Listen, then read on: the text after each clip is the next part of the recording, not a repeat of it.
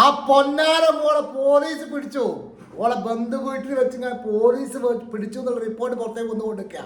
ഓളെ കുടുംബക്കാരെ വീട്ടിൽ ഓള് എന്താ പറയുക, പോലീസ് അവിടെ എത്തി. വടകര പോലീസും മെഡിക്കൽ കോളേജ് പോലീസും ചേർന്ന് ഞാൻ ഓളെ പിടിച്ചു എന്നുള്ള ന്യൂസ് പുറത്തേക്ക് വന്നുകൊണ്ടിരിക്കുക. നമ്മൾ ജിംഷിദ എന്ന എന്താ പറയുക, പിന്നെ എന്താ പറയുക, ഒരു എന്താ പറയുക, ഓളെ പറ്റി പറയേണ്ടി എന്നാന്ന് അറിയില്ല.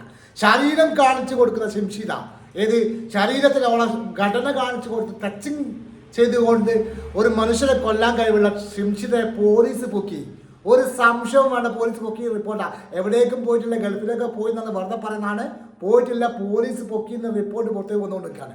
ഈ നിമിഷം മുതൽ എന്താ പറയുക, ഒരു മണിക്കൂർ മുമ്പ് പോലീസ് പൊക്കി എന്ന റിപ്പോർട്ട് പുറത്തേക്ക് വന്നത്.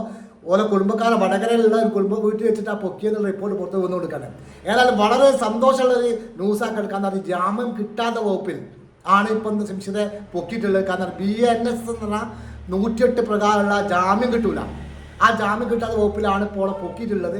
എല്ലാവരും, കേരള സമൂഹം 130 കോടി ജനങ്ങളും അല്ല, ലോകം മുഴുവനും ഇതെന്താ പറയുക, സന്തോഷത്തിൻ്റെ ദിവസം എന്താണ് അവിടെ ജയിലടിക്കുക, റിമാൻഡ് ചെയ്യുക, അവിടെ ശിക്ഷിക്കപ്പെടുക എന്നുള്ളത് കേരളത്തിലെ ഓരോരോ പൗരന്മാർക്കും, ഓരോരോ വ്യക്തികൾക്ക്, ആണാട്ടെ പെണ്ണാട്ടെ എല്ലാവർക്കും എന്താ പറയുക ഒരേപോലെ ആഗ്രഹിക്കുന്ന ഒരു എന്താ പറയുക വളരെ സന്തോഷം നൽകുന്ന സംഭവം തന്നെ. എന്താ പറയുക, അവൾ ജയിലിൽ കിടക്കേണ്ടവർ തന്നെയാണ്. എന്താ പറയുക, അത്രയും നീചമായ പ്രവർത്തനം ചെയ്ത, അത്രയും വൃത്തികെട്ട പ്രവർത്തനം ചെയ്ത ഒരു പെണ്ണായതുകൊണ്ട് തന്നെ ലോകം വെറുക്കുന്ന, എന്താ പറയുക, കുറഞ്ഞ പെണ്ണുങ്ങളെ മാത്രമേ ഈ കേരളത്തിലെ ആൾക്കാർ വെറുക്കുന്നുള്ളൂ.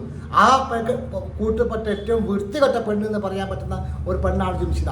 അവളെ പോലീസ് പൊക്കി എന്നുള്ള ന്യൂസ് കേൾക്കുന്ന സമയത്ത് ഒരുപാട് സന്തോഷം എന്താ പറയേണ്ടി അറിയിക്കാൻ പറ്റില്ല. ആ കുടുംബത്തിന് നീതി കിട്ടും, ദീപക്കിന് നീതി കിട്ടട്ടെ. ദീപക്കിൻ്റെ മരണത്തിന് കാരണമായ അവളെ പോലീസ് പൊക്കി എന്ന് അറിയുന്ന സമയത്തുണ്ടായ സന്തോഷം ഉണ്ടല്ലോ, അവളെന്താ പറയുക ജയിലടിച്ച് എന്താ പറയുക ഉണ്ട തിന്നിട്ട് പോയിട്ട് ചപ്പാത്തി പറഞ്ഞിട്ടാണ് കക്കൂസ് ക്ലീൻ ചെയ്യാനൊക്കെ ആട് വേണമെന്ന് പറഞ്ഞ് ആ തടവുകാരാന്ന് കേൾക്കുന്നുണ്ടെങ്കിൽ ഒരു മനസ്സിലാക്കാൻ എന്താ പറയുക കക്കൂസ് വരെ കഴിപ്പിക്കണം എന്നാണ്. കാരണം അത്രയും വൃത്തികെട്ട, എന്നിട്ട് അവരുടെ റീൽസ് എടുക്കട്ടെ, കക്കൂസ് നല്ല റീൽസ് എടുക്കട്ടെ, മനസ്സിലായി. ആ രൂപത്തിലേക്ക് കാര്യങ്ങൾ പോട്ടെ എന്നുള്ളത് പ്രാർത്ഥിച്ചുകൊണ്ട് അവളെ ഒരു നിലക്കും വെറുതെ വിടാറുണ്ട്. കാരണം എന്താ പറയുക, ശക്തമായ നിയമനിലവുകളിലൂടെ അവളെ ഉള്ളിലാക്കണം.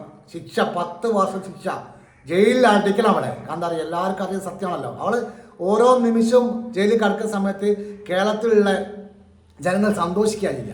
വേറെ ദിനമായ ഒരു പാവപ്പെട്ട ചെറുപ്പക്കാരൻ ദീപക് എന്ന് പറഞ്ഞാൽ 42 വയസ്സുള്ള ഒരു പാവപ്പെട്ട സാധുവായിട്ടൊരു മനുഷ്യനെ കൊന്ന് ആത്മഹത്യ ചെയ്യാൻ പ്രേരിപ്പിച്ച ഈ പെണ്ണിനെ ഒരിക്കലും വെറുതെ വിടരുതെന്ന് പ്രഖ്യാപിച്ചുകൊണ്ട് താങ്ക് യു വെരി മച്ച്.